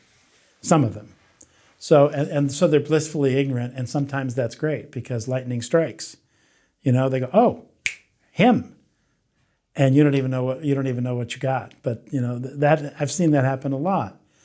But it happens all the time because we want to please. We want to be picked. We want to get the gold star up on the wall and be told we're good. And we want to get that affirmation. And if we didn't want that, we wouldn't be human. But we don't always get that. I mean, the failure rate, if you can call it that, that's a harsh term, is significant. I mean, how many things do people audition for and when do they actually book something? And I see these things we were talking about social media earlier. Booked it, the big, on Instagram and stuff. Booked it. I want to have one that says, didn't book it, still chill, still happy, didn't book it. Because that's the reality of it. Right? I mean, that is the reality of it. Booked it. It's like this whole thing of just presenting this kind of phony confidence and confidence is a hard one thing. And everybody's happy when you book. I mean, your wife or husband or your partner, everybody's happy when you get a job because sometimes it's a great job too. But it's knowing who you are. It all comes down to that. I mean, it's just simple that way for me. How do you know what your character's flaw is? Great question. I don't know that every character has a flaw, particularly in film and television when you're doing more functionary roles, let's say. That's a really good question. And I don't know that I have a good answer for it, but I think there's two things that I often tell people to think about. That's one of them. And the other one is, does your character have a secret? Like, what are you not saying? Sometimes what you're not saying is far more important than what you're saying. What you choose not to say in a scene. Like, I'm not going to say that. I'm going to say something different. So you watch a character shift focus. So that's what you choose not to say is very revealing. What the flaw is, sometimes it's really evident in the script. If you're playing a murderer, we know what the flaw is, or we know what the baseline of the flaw is. But for those more garden variety roles, sometimes they don't have a flaw, in my opinion. If we took that scene where I'm the HR manager or Love your that scene. superior writer, and maybe I don't want to let you know that IT's been in your computer, so I need to talk to you. So then what could something how could I express it without actually saying that, we've seen online gambling coming from your computer. If I am holding this secret, what's a good line? What's a good way to play it? Great question. Like, almost like starting out, I think, not as a performance evaluation, but I just want to talk to you about, what's going on. Are you happy? Things good? Good. Take a look at this. Does this look familiar to you? Show him the thing. He's mortified. What is that? Gambling. You doing that here or are you doing that at home? Both places. Do you need help? We have an HR department. We want to help you because otherwise we have to remediate this or we're going to have to let you go. So I don't know if this is answering your question, but it's kind of understanding the way in. You know, the way in is, look, if he or she was a horrible boss and was very confrontational, that's a different scene entirely. If the motivation of the boss is, I really like this person, he or she does a great job, I want to try to remediate this, but this is a big problem, that's a different scene entirely. And it also comes down to what else do we know about that character? What else do we know about the boss? What else do we know? Does he or she have their own secret? Like, I don't know if you watched Ted Lasso. I haven't watched it. Great show. I hear good things. There was it's about a football team, soccer team. We call it soccer. And they had a sports psychiatrist in part of the season. This African black woman in England. And she was just fantastic and really substantial. And then we find out later on, she's got a drinking problem that's very well hidden. So does the actor have to play that from the very beginning? The actor has a secret. The character has a secret. The character has a substance abuse problem, but the character is also in a position of authority and reverence. She's a mental health professional. She should be above reproach, but she's not. She's a human being. Sure. So depending of the vagaries and the subtlety of the script, but some stuff is just cut and dry and very flat that way. B- writing is what I call that. Right, interesting. So then I'm sort of confronting you on your secret, but let's say I have a shopping addiction. Yeah. But I don't want anyone to know that. So I feel uneasy about confronting you. Exactly. Okay, interesting. Yeah. What's the difference between art and business? Ooh. Well, they have to coexist. I mean, even Michelangelo probably had to make a deal to paint that ceiling, right? So it was an interesting lesson that I learned very early on. That's a great question. I love that. Because if someone who is an actor or an artist of any sort doesn't think of themselves as an artist first, you'll never be an artist. You'll just be a commodity. You'll be some sort of commoditized version of what you think you should be. But business is business. And I fell under the wing of a brilliant theater director named Michael Langham, who ran the Guthrie Theatre in Minneapolis and Stratford in Canada, and he directed John Gielgud in the West End. I mean, he was a genius guy, and I was very lucky to fall under his tutelage for a while. And I looked up to him immensely as this great artist, which he was, an incredible artist. He's helped set a standard for me that I've never forgotten. But one time he and I were talking, and I don't want to overblow my relationship to him, but we were, he was very kind to me and very, he mentored me in interesting small ways. I got to know his whole family. But he was talking about business, and he said, you owe it to yourself to go for the money. He said, you've earned that by all the work you've put in as an artist. At some point, you'll be offered some money. And you owe it to yourself to take that money because you've earned that money. And that kind of blew my mind. I thought it was really an interest. I didn't think he thought that way. I thought he lived up on a pedestal somewhere. And he didn't. I mean, he was a brilliant director, but also knew his business. And I think the difference is understanding that each has a place. And I mean, what I don't see enough of is people who want to be artists because it's not really a rewardable virtue in a way. You're really encouraged to be a commodity more than an artist, and so then you have a sell-by date. When you're just a commodity, you have a sell-by date. You can be an artist for your whole life. It's not easy. It's horribly difficult and challenging, but I think that's the difference. But you do have to have a sense of what the business is and what, not the business, but business itself, and understanding that. I understood that, I think, because of how I was raised and my parents and everything. I always had a very good sense of that. And so that wasn't a lesson I really had to learn, but the hard part was try to be an artist. That's the hard part. The business part was easy for me. It always was. But to try to be an artist and to fail at being an artist much of the time is the hard part, is the challenge.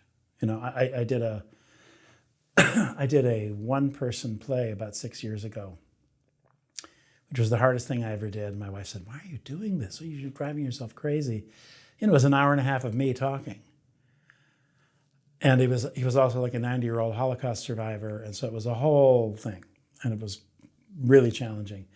I said, I'm doing it because it's there, and it's been put in my world, and to not do it would mean I'm not an artist, and I want to see if I can do that.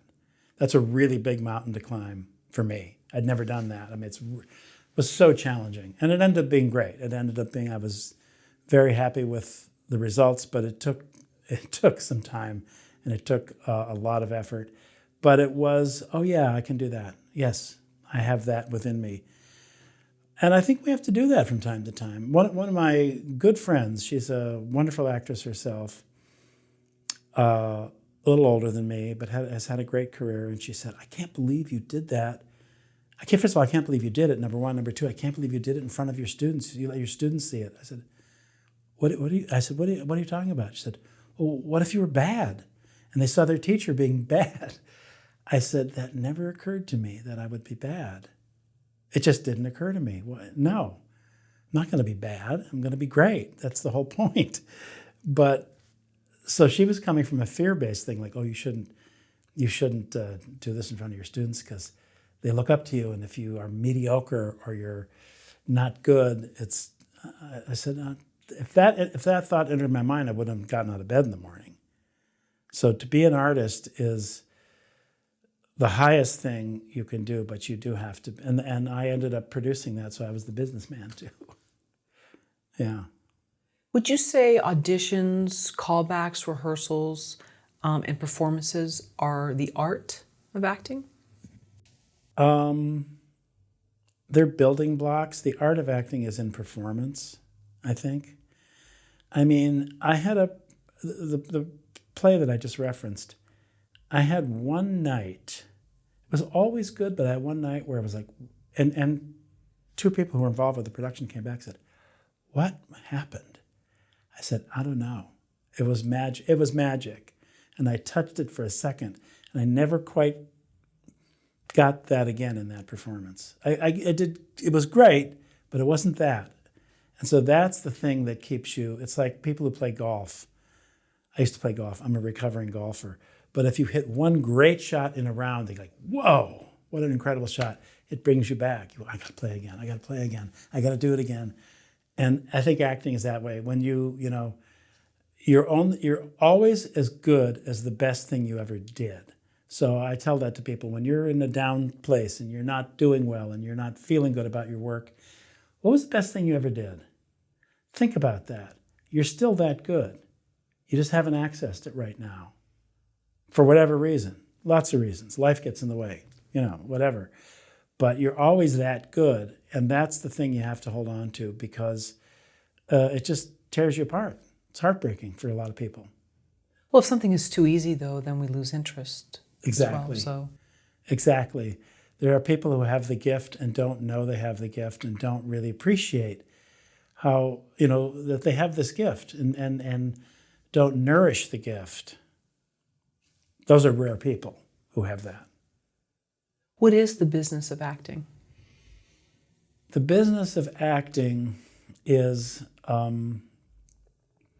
sustaining yourself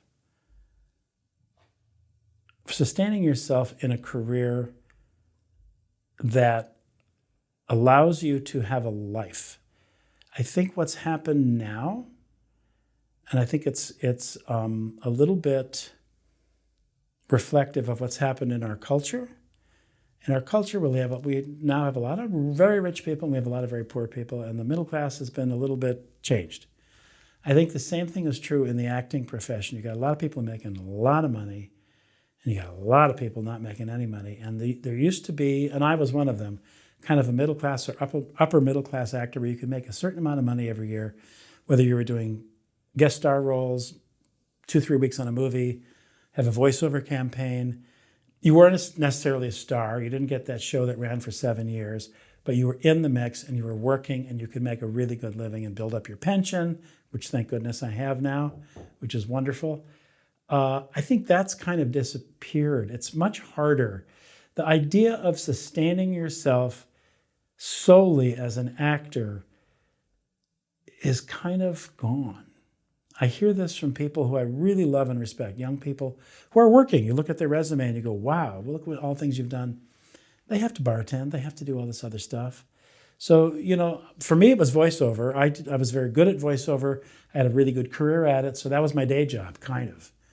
And it was great. And because it allowed, there were times when I made enough money doing that when I would say, I don't want to do that audition, the stupid show. I don't want to be on it. Again, I'm a snob sometimes.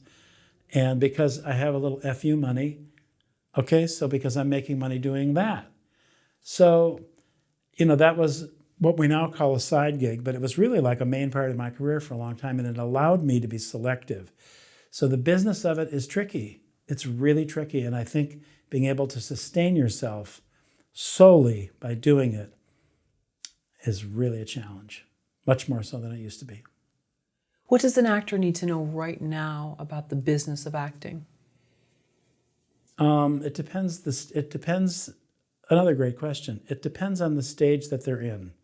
Like when you have people who are graduating from their BFA program at USC or UCLA or Carnegie or NYU, one of those places, they don't really they're starting to a little bit kind of teach about the business of acting.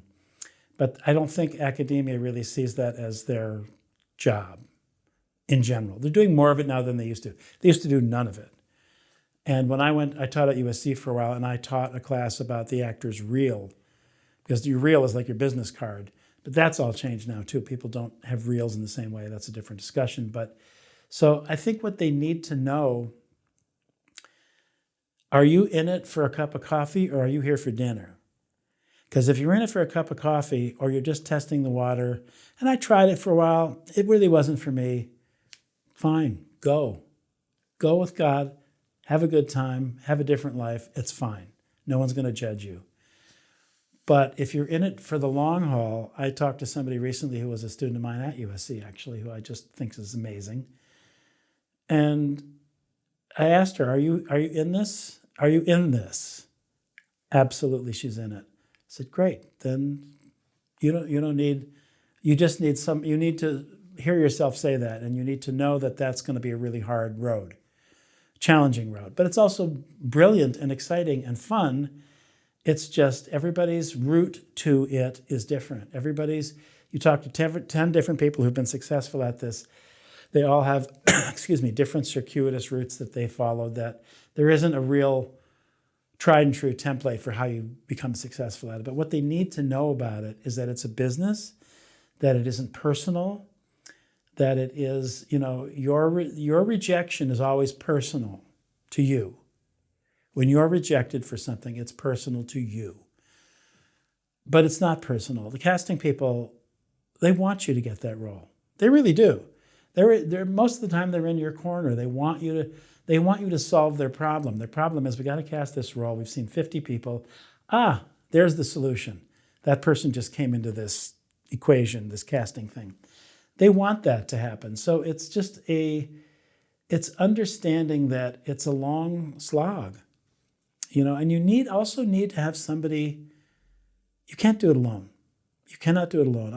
My wife is incredible, and she's been by my side for decades, and I could not have done any of this without her.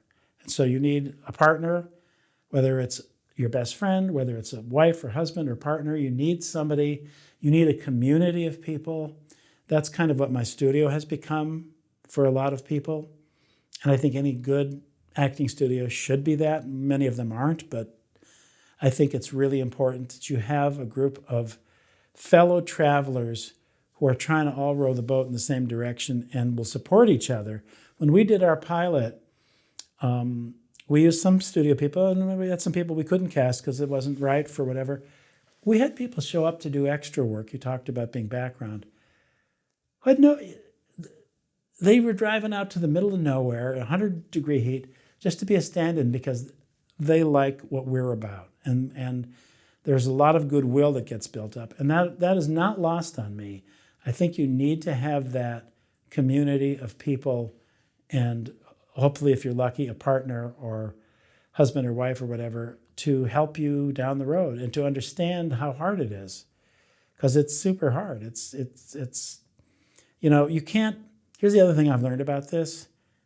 You can't discourage people. I'm not in the discouragement business. It does no good. No one could have discouraged me. They could have said, oh, it's terrible, don't do it, do anything else. I was not to be discouraged. And so maybe that's a good thing, maybe that's a bad thing, but discouraging people is like spreading a cold. Nothing good comes from it. You can be real with people and tell them, what you really think they should work on and what their chances are. That's just always a stupid question. What are my chances? I don't know. I don't know what my chances are. But it's just being real with them about what it is and what it isn't. And if you're after the commoditized version of yourself, and some people are, and some people are really good at that, the influencers, Instagrammers, and they create, right now, if there's a casting decision between two people and one has a gigantic following and one doesn't, guess who's going to, and it's equal, they can't make a decision, who's going to get the part. That's currency now. That's currency. And so do I endorse that? Not really, but you got to do what you got to do. It's more of a young person's game, that aspect of it. There was a great comment that someone left on one of our acting videos, and I forget which one, but it had me thinking for a while, and he just said, and I'm assuming it's a he, the guy in my class that studied theater, he had to go to LA, and he did, and he ended up waiting tables, taking extra work, and living in slum housing, is what he called it. Mm-hmm. And he's just like, I don't envy him or whatever. But it had me thinking, just because I get it, but he could have stayed wherever stayed was. He could have gotten a job as an accountant. Nothing wrong with it. Right. Great, very important work. Could have had a nice home, nice cars, things like that. Would he have been happy? Sometimes you just have to take a risk and see if this is for you. The other thing is, I always say, put yourself on kind of a schedule. Like, if you come out to LA and you give it 10 years, it's a long time. You give it 10 years and you're like nowhere. Maybe it is time to redirect your life a little bit, or find something that's ancillary to that you actually can do and make a living at. I believe in that. I think giving yourself really specific goals. When I came to LA, I didn't know anything. I was a theater guy and I was a snob and all that stuff. But there was a show I wanted to be on. It was Hill Street Blues. I wanted to be on that show because everybody who was anybody was on it. All the smart people watched it. I said, that's what I want. And I made that a goal, and I got on it eventually after 6 or 7 auditions. So I always say, if you have a specific goal, you will get a more specific result. If you have a general goal, like, I just want to work, no one's interested. I want to work in that. I like that show. Be really specific and be forensic about understanding, okay, who cast that show? Do I know somebody who knows that office? You got a network. It is who you know, by the way. Absolutely, it is who you know. Who you know gets you in the door. What you know may get you the job. But it's important to network and to be, and I was never really good at that because I didn't want to network with people I didn't like. And I never did, kind of. I'm happy to network with people who I think are cool and I like and I'm simpatico with and we understand each other. But if they're just awful, I just couldn't do that. That's me. But, I know some people who are, they are on every red carpet and they're on every Instagram post, and you look at their resume and they haven't really done very much, but they're everywhere. That's a different thing entirely. That's just chasing something for your own self-aggrandizement, right? Well, that's what I was going to ask. You said give yourself a timeline, but time goes by very quickly, especially in this town. There's a lot of distractions. Yep. And so if we're not really on a path of making things happen, we can trick ourselves Yep. into thinking we're making things happen. Yes. And that's very easy here in this, this little bubble. You know. But set goals. Like you arrive in town and your goal is you want to have a really good agent within a year. Maybe you will, maybe you won't. It's really hard to get an agent right now, by the way. Really hard. Oh, why? Sorry. Because they're all struggling. They're all, first of all, the whole casting equation has changed. It's very much now about ethnic casting is a much bigger thing than it was. Multi-ethnic casting and all that, and that's great. And that's, everyone has their place at the table, but it's just harder. There's more people chasing it. It's not a personal business anymore where you really meet people. And so if all you're doing is existing on Zoom and meeting people on Zoom, it's just different. It's very impersonal, frankly, in my experience. I mean, it's different for me because I've been here so long and I know a bunch of people, and I know, I had somebody yesterday wants some help trying to get an agent or a manager, and I said, I'll do what and she's quite brilliant. And I said, I'll do what I can. Most of the time it's a no, but I do know some people who are really top at that. And I am happy I said, but I can only use that bullet once, because once I fired that bullet, I can't fire it a second time with that person. So you got to be ready and all that. So that's the business side of it. And I just think there's more people. They say there's more work, but the work is everywhere. So like if there's a show shooting in Atlanta or New Orleans or New Mexico, they shoot a lot of stuff all over. The parts that a young actor used to get, like a small co-star part in a show, they're going to cast that in Atlanta, where they're not going to fly somebody in for that. So those little building block parts that actors used to get back in the day are fewer. They're harder to find. Or we feel like we have to fill a racial quota, so we have to cast that part this way or whatever. There's lots of different reasons. They all make sense, and they all make sense economically because it's all about the bottom line. But I just think it's it's always been hard. I think it's exponentially harder now, in my opinion. How does an actor come up with a quote-unquote game plan for their career? Maybe they're fresh from Minnesota. That's where I'm from. Yeah. I think you have to make a game plan. So how they come up with it, the basics are, first of all, I need to have enough funds where I can exist for a while. I need to get a day job. I need to get an agent. I need to get a manager. I need to get a commercial agent because that's easier to get. And if I get a big commercial, it pays a lot of money. So there's a short-term game plan, there's a long-term game plan. I think the short-term game plan is what I just described. People, there's no shortage of people still coming here, still with the dream, and it still is the center. It's still the center of the talent business. Los Angeles, New York as well. I mean, New York is similar in that way. And so I think the game plan is originally the initial game plan is survival. Get a job, get a place to live, get a car, and call everyone who knows anybody, and see if I can get a toehold. Find a class, find a teacher, find a coach, whatever. And that ends up sometimes just being the only game plan people have because they can't move off from that. There are those who, it's like, I'm going to do another golf analogy. Like there are people who hit balls on the driving range and there's people who play golf. So people who are class rats, who are always in class, who've been in class for 10 years, 12 years. And I have some of those, but the ones I have work. They also work. They're in class for a while.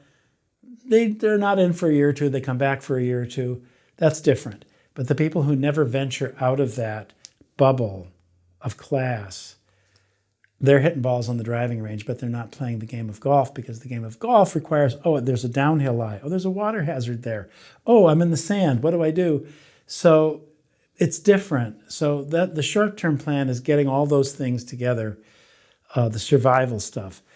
The long-term plan is, I'm a believer in you have to make the plan, set the goal, and the goalposts are often moving and fluid because things change. You know, you either get, some people get very lucky. There are people, I know a lot of them, bless them, got very lucky, something happens and they just fall into it. And some people, you know, we all know, pardon me, we all know really talented actors, brilliantly talented actors, who've never gotten any traction in anything. I know people like that. And it's hard. It's hard for them. It's hard to see. Some of them give up, some of them don't.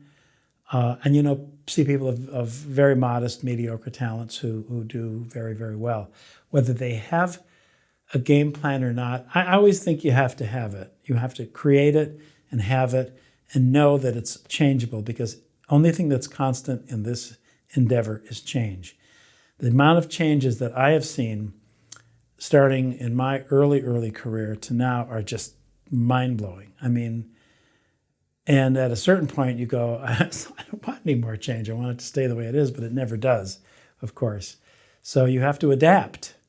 And you have to adapt to what's new, what's fresh, what people are interested in, what people are looking for, what about you will resonate in some way that you never thought of before.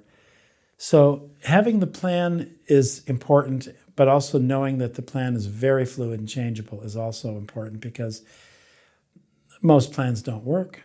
Most plans have to be you have to be adaptable. And you know, when I first bought my house, I was working a lot, and then all of a sudden, nothing. And I had this guy, this great guy, I had these next door neighbors who were vaudevillians. They were a vaudeville dance team. Oh, wow. Phenomenal people, just amazing people. And he had been an actor, and he knew I was an actor. I didn't know him very well. And he knew I was an actor, and he came up to me. I had been in the house 3 or 4 months, and all of a sudden, work had just dried up. And I had a house payment to make.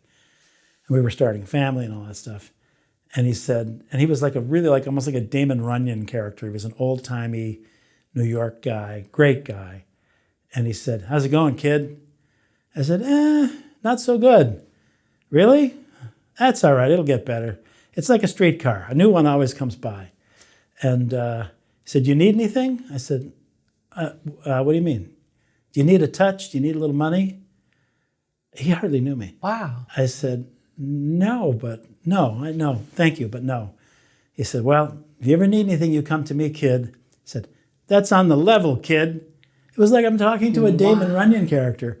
But I mean, his was a guy who had been in show business his entire life. He was in his 80s at that point, and he started as a kid and had been on Broadway, had been on the Ed Sullivan Show, and so he knew that the long trajectory of the career, he knew stuff that I didn't know. I was freaking out because I just bought a house and I stopped working, you know. But so that plan is it's as valuable as the paper it's written on, which means you got to have it, but you also have to understand how it moves and shakes, and you got to be adaptable and reinvent.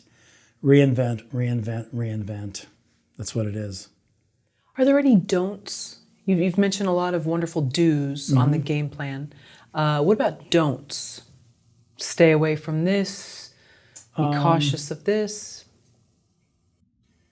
Don't fall under the influence of a guru, because there's a lot of that, which I think is really hurtful and harmful. How do you know they're a guru, though? Sorry. Well, when you get into it's a good question, because many of the people who are gurus are also quite brilliant, and they attract followers. And you know they're a guru when, let's just say in an acting class, but it happens in other areas too. when it becomes about pleasing the teacher and not about your own personal growth, you're in the presence of a guru. You're in the presence of a narcissist. This is very common, very common. I have seen it. I've seen people who've been involved with some acting studios that won't be named, where I've had to, I won't use the word deprogram, but like I had one guy who was a fantastic actor. And he was with this place for 2 years and he said, I don't even know how to act anymore. I'm destroyed. I've lost whatever it is I had. Well, then you know you're in trouble, right? That's not good. So you have to understand, you have to have a judgment as like who's throwing the BS and who isn't, and what's the truth? What's the emes, the truth, which is Yiddish for truth. You've got to be after the emes, the truth. And so some people have bad judgment and they don't know. And they learn the hard way, or they get stung, or they get abused, or whatever. There's a lot of that. So, I mean, it's really important to surround yourself with people who understand what you're about. So don't fall into that influence. The other don'ts are like, don't sell yourself short. Don't decide that you're only worth being at this level. When I was talking to this young woman yesterday who I'm trying to help out with maybe finding a new manager, she's brilliant. I mean, I don't throw that word around. She's brilliant. And I said, you deserve that. You deserve somebody really good because you are outstanding. You're an uncommon talent. And I think she needed to hear that. I said, do you know that about yourself? She was quiet. I said, know that about yourself. That's important because you are that way and you deserve somebody great. And so you don't deserve, there's a lot of bottom feeders who are agents, managers, whatever. And so know your worth, don't fall under the bad influence, and stay interested. Stay interested. I often ask people, are you watching something that interests you? Who are your heroes? Who do you like? Who's great? Why don't you like that person? That's interesting. To sort of develop a taste level that's high. The great Ira Glass quote. Do you know that quote? It's about writers, but it's really about anybody who's doing anything creative. I'm going to paraphrase it, but it's a brilliant quote. He basically says that when you start doing something creative, you have a taste level that's really high. That's what got you into it, because you understand what's good. But for the longest time, your work isn't as good as what your taste level is. And the only way to get there is to just do lots and lots of work, to just continue to do work, to fail upward a little bit, let's say, so that at some point, your level of talent and skill matches your level of taste. So I can see things like I'm watching the morning show right now, which I think is brilliant. And I go, wow, I would love to be in that. And I could play in that playground. When I did Big Little Lies, it was like I hadn't worked for a little while because I've been doing other things. I've been teaching, writing books, doing all that stuff. And I went, oh, I've been invited back to the grown-ups table. That's what it feels like. And I was nervous. But I was nervous for no reason. It was great. It went great, and it was fun, and I felt validated in that way. And so I think it's understanding what you're worth, and a lot of that is just who you are. Everybody's got some bad stuff in their background that holds them back, an abusive parent or whatever. We've all got something. But it's understanding your story. What's your story? Who are you? That worldview exercise. Who are you? What's your story? And do you deserve that? If you don't think you deserve it, you're in the wrong line of work. You've got to believe that. And sometimes you get lucky, and you get to play with people at a very, very high level. And whenever I've been lucky enough to do that, it's been just like, it should feel logical that you're there. Oh, this makes sense that I'm here with Robert Duvall or Paul Mazursky or somebody else. That just makes sense because that's what I've been working toward. That's how I see myself. So it's a lot of self-actualization and really and positive thinking. And My mother used to say, I'm going to give you a Dutch uncle talk, and she would tell me, she would build me up.